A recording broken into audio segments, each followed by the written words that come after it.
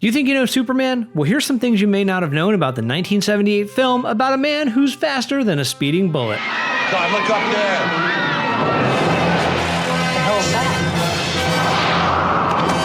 Easy, miss. I've got you.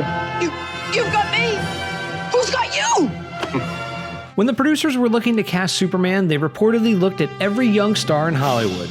The producers did make a wish list of possible actors, which included Muhammad Ali, Al Pacino, James Caan, Steve McQueen, Clint Eastwood, Robert Redford, Jon Voight, Warren Beatty, Burt Reynolds, Christopher Walken, Nick Nolte, Dustin Hoffman, who would later turn down the role of Lex Luthor, and Paul Newman, who turned down Superman, Lex Luthor, and Jor-El. Sylvester Stallone and Arnold Schwarzenegger lobbied hard, but Marlon Brando, who had a say in the casting for the film, said, "No way." There's a strong streak of good in you, Superman.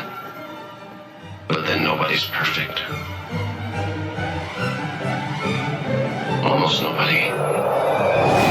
Before hiring Richard Donner to direct the film, the producers considered Steven Spielberg to direct, but wanted to, quote, wait until Spielberg's Big Fish opens. Once Jaws was released and was a smash success, he was out of their price range. They also spoke with George Lucas, but he was too busy with Star Wars. Christopher Reeves did not want to wear a muscle suit.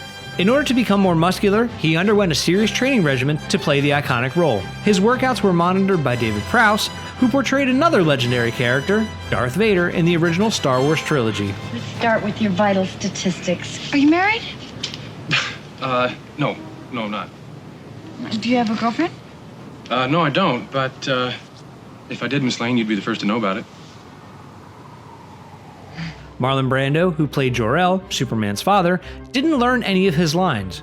In the scene where Jor-El is putting his infant son into an escape pod, he's actually reading his lines off of the baby's diaper. Brando wanted his performance to be fresh and not seem overly rehearsed. It was initially reported that Marlon Brando received $2.25 million for 12 days of work on Superman. It basically amounted to 10 minutes of screen time.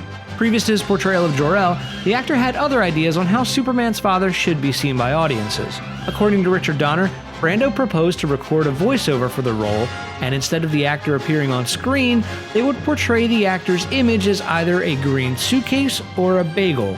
Needless to say, the actor's requests were rejected. If he remains here with us, he will die as surely as we will. But why Earth, Jor-El? They're primitives, thousands of years behind us. He will need that advantage to survive.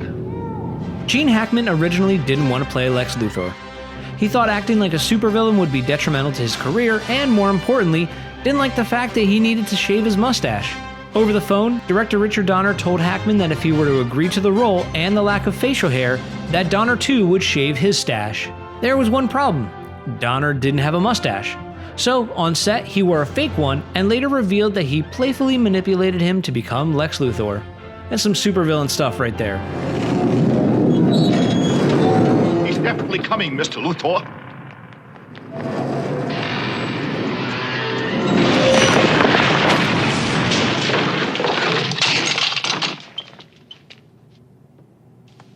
It's open. Come in.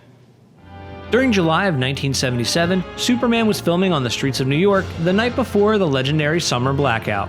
During the blackout, the New York Daily News building, which doubled as the Daily Planet, was still able to get the paper out on time by borrowing lights and generators from the production.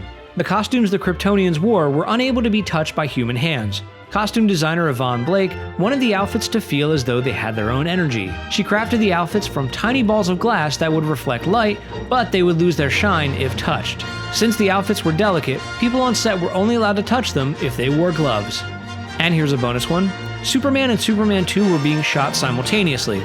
As the production went on, Superman 2 was put on hiatus so director Richard Donner could focus on finishing the first film, which strained Donner's relationship with the producers. In March of 1979, the producers brought in another director, Richard Lester, to finish Superman 2. In order for Lester to receive directing credit from the Directors Guild of America, he had to reshoot many of the scenes that Donner had already filmed.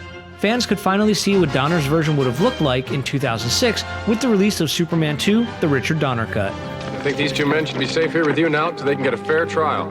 Who is it, Superman? Lex Luthor, the greatest criminal mind of our time. Of our time? I hereby serve notice. He's serving notice to you. That these walls. These walls here. Will you shut up, please, you All right, take 'em away, fool, boys. you. Don't hit me now. Nitwit. That's it for this episode of You Think You Know Movies. Make sure to subscribe, like us on Facebook, follow us on Twitter, and get the latest movie and TV news on ScreenCrush.com.